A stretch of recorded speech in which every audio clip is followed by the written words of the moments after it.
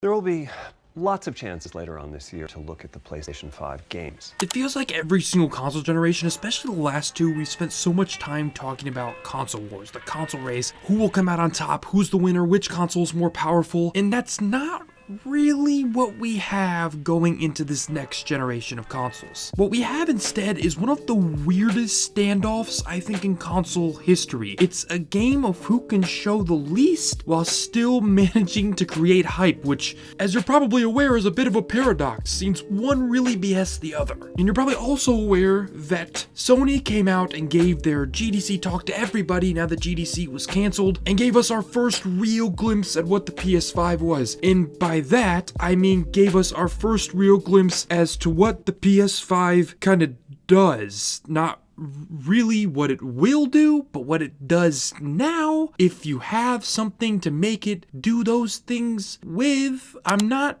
really sure how to classify what we saw. So today I want to talk about something really interesting, and I think it's something that people are taking really harsh, kind of dug in positions on, and it's not quite as black and white as that. I'm someone that loves Sony's exclusive games. Loves them. I love Uncharted. Persona 5 is one of my favorite games of all time. I love Ratchet and Clank. I mean, I can keep going. Sly Cooper, you name it. For generations, Sony has been my home base of play. And this generation, it's kind of been both. I use my Xbox One X a lot. I use my PS4 a lot. And to be abundantly clear, when the new console generation rolls around, obviously, because of what I do for a living, I'll have both systems. But it's hard to say that Sony's doing the right thing here. And let's get into exactly what I mean by that. The first place, Sony is kind of stepping in the wrong direction. And I want to be clear, this console may be awesome and I'll show the games, well, we'll get to the positives at the end. But the first place stepping in the wrong direction is letting Microsoft get way out in front of the messaging of the PS5. And I don't just mean kind of out in front. A lot of people are just talking about recent information, the tech specs that Microsoft released right before the PS5, this past year's worth of conferences, past E3. But what people don't realize is Microsoft has been talking about the Xbox Series X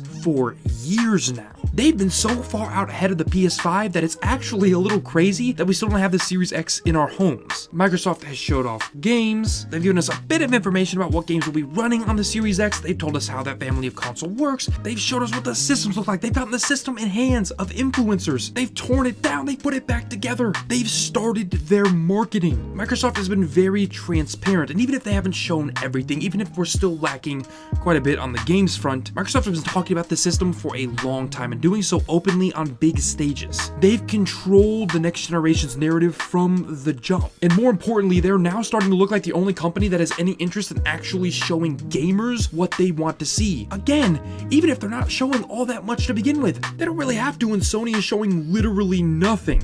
But there's another side of this coin. Is there something to be said for the tactic of being silent for so long? And that, I think, is the second place where Sony starts to misstep. Look, I said it once and I'll say it again. I love Sony systems. I'm not an Xbot. In fact, I'm none of those things. I own all of them and I play all of them and I love all of them. But there's one thing that's transparently clear this generation, which is that Sony has really dominated it. Not just in terms of game output and sales, but also in terms of messaging and control over the zeitgeist of the gaming conversation. It has been Sony's generation.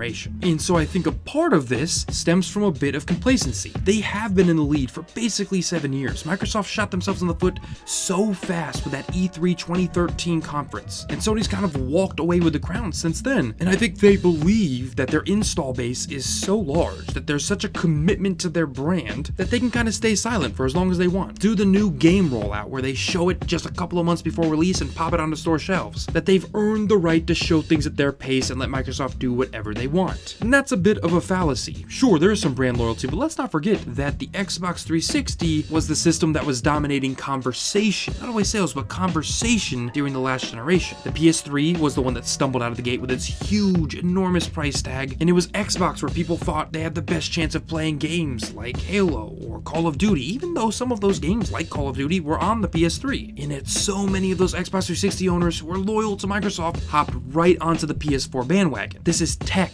It's a finicky space. Sure, there is some loyalty, but it doesn't always override having an inferior product, or worse yet, not being capable of marketing the product you do have at all. There are a lot of people saying that Sony being silent is a good thing, they know what they're doing, but quite frankly, as someone who went to business school, and I can tell you right now that there's not a lot of textbook information about letting your competitor control a narrative for substantially longer than you have the opportunity to get your product in front of the eyes of the people that will buy them. I think the game hype cycle that's kind of generated since Fallout 4, where show at E3, release in November, reveal in May, reveal in June, release in December, release in October, I think that cycle is now being translated into consoles, and with bigger purchases, luxury purchases that can be $500 or $600, $400, people do need time to decide, especially when there is a direct competitor on the market vying for those same dollars. This isn't to say that Sony's tactic here won't pay off, it's not to say that it won't lead to sales, but it's certainly not going to generate more sales because they've been silent. Which leads me into the third place that I'm a little bit confused by their strategy, and that's what we just saw the other day. That PlayStation live stream was actually just their GDC conference, transformed and transmuted to you guys and me as kind of a weird reveal event. For those of you who don't know what GDC is, that's Game Developers Conference. It's a conference for game developers, and sure, fans and the like go, and there are some small announcements, but it's mostly for developers to sit down at panels, watch conferences from the big players in the industry, and learn about consoles, learn about tech, learn about the future of the industry. So, their conference was aimed at, you guessed it, game developers. It dove really deep into the tech specs. Some people have even called it an hour-long lecture, and it kind of was. It was a true breakdown of what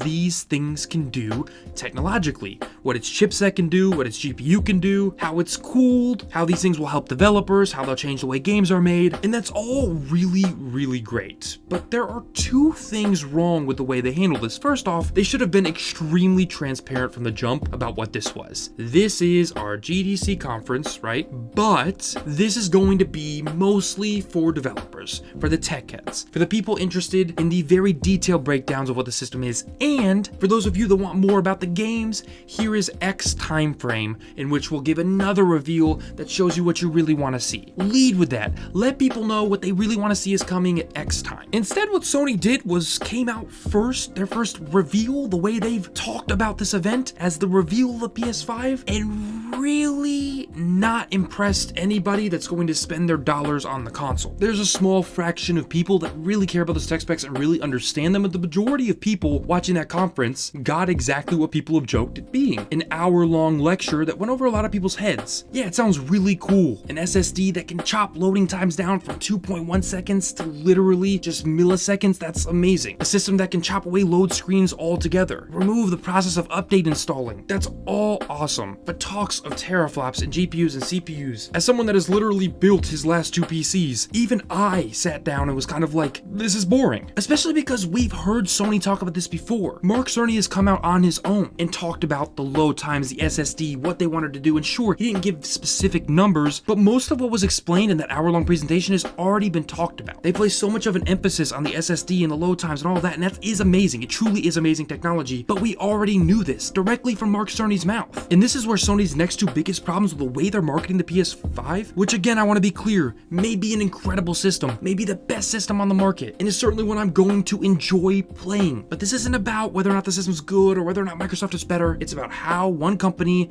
is choosing to strategically roll out information. And that fourth place has to do with the games. Sony has been a generation being known for their games. That's the one lead they've had over Microsoft this whole time. Their exclusive output, the quality of their exclusives. It's something that almost no one can argue has been won handily by Sony. It is their bread and butter. So even if the Xbox Series X is marginally more powerful than the PS5, and right now it looks like it's going to be, what really matters for a game console is games. And so a lot of people expect there to be a lot of game announcements and a lot of interesting things coming for the PS5 that Sony needs to get out there. And even though a lot of the people really in the know were prepared for what happened with their GDC display, people had been warned not to expect games, not to expect release date or price or any of that. Insiders had let people know that for days in advance. But you have to wonder, how much longer can Sony wait to start showing, what the system actually does? It's worth pointing out that had they gone through that entire GDC presentation and said, hey, here's 30 seconds of a game and here's how crazy this tech actually looks when it's working in the context of something you'll actually engage question. Just 30 seconds, just one announcement, anything at all would have generated some serious buzz and serious momentum for the system. If they came out and said, hey, here's, I don't know, a new Jack and Daxter game. Here's what Insomniac's working on. Oh, surprise, there's a B team at Sucker Punch and they've been working on a new Infamous game. I mean, none of these things are happening. That's why I'm intentionally using them. But the point is that they come out with anything surprising at all, anything interesting, anything that they knew people wanted, and just a little teaser at the end. People would be talking about this for weeks and days. There would be hype, there would be momentum leading into when that next announcement is, because it is March, and more likely than not, this console will launch late October, early November. It really can't launch much later than that and hit those holiday windows that these companies are looking for. So that means if they wait till, say, late April to show what they have,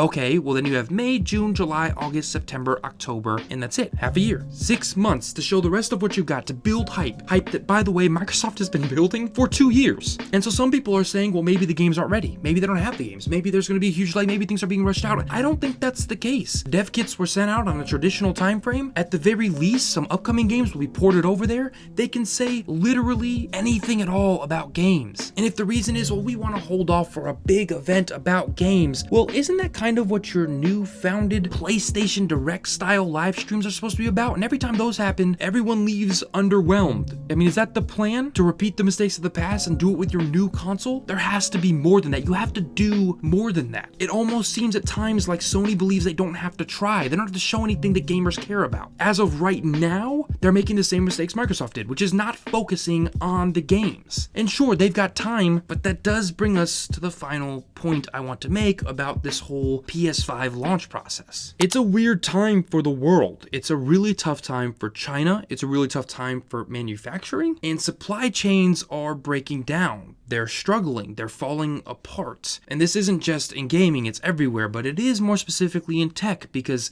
guess where a lot of tech is manufactured? That's right, China. And while a lot of work has begun again in that country, manufacturing plants are up and running, things of that nature, we don't know how much worse things are going to get. We don't know how much worse they're going to get here. We don't know how much harder it's going to be to manufacture and sell a physical product. This isn't a digital download, right? This is something you have to go to the store and buy. How much longer will this last? We don't know the answer to any of those questions. And most importantly, we don't know how much strain there is on the supply chains that affect these systems, the PS5. So one has to wonder, if Sony identifies a possible delay in the PS5's launch, do they hold this information that everybody wants? The games, the prices, do they hold that information until they can be sure? And how long does it take for them to be sure? I mean, this doesn't look like it's going to be over anytime soon. Is it May? Is it June? And if it is June and they still feel like they can get it out in November, is that enough time to roll out the hype, the media attention, the coverage, to supplant months and months of planning and preparation by your competition who's way out ahead of you? And if they do identify a delay, how long do they delay it for? What does that look like? I mean, these are all unknowns, and they have nothing to do with Sony's strategy. But I guess the point is that with the world being in such a chaotic place, there is a sense of urgency here to kind of get the ball rolling. And a small, tiny silver lining in what is basically a horrible tragedy is, what better time to get the ball rolling than when a lot of people are staying home from work, when a lot of people are by themselves gaming. Steam had 20 million people on it the other day. Blizzard was so overwhelmed with traffic that they were actually putting people in 50-minute long queues on PC to get them into games of Warzone. What better time to give people something to be excited about, something to be happy about, and better yet, get your marketing rolling than now? I'm excited for the PS5. I really am. I cannot wait to see the games that are eventually revealed for it. I can't wait to see what it can do technologically. I'm so excited about the technological advancements in the system, and I'm excited about the specs. I'm also excited about the Series X. I just want to make sure that Sony isn't resting on their laurels, that they're not making a mistake that is easily avoidable. But now, I want to know what you guys think. What do you think about the way Sony has revealed this system so far? What do you think about the way it's been handled? When do you think they'll show us games? When do you think there'll be a big real gaming reveal? And most important to me, what game do you want to see first? I mean, if you had to pick one game you'd want on the PS5, what game would it be? Is it a revival of a franchise that's been dead like Sly Cooper? Is it a sequel to something like God of War? I mean, what are you looking for? Let me know the answers to any of those questions down in the comments below. Let's have a real conversation. As always, if you enjoyed this video, press that like button. If you haven't yet done so, also press subscribe. That'll make sure you're actually notified when I upload. Also hit the little bell next to the subscribe button. That'll make sure you're really notified when I upload. It really helps me out. And on your screen right now are 2 more recent videos from me. You click on either of those to see more news, impressions, reviews, whatever it is. And until next time, guys, I'm out.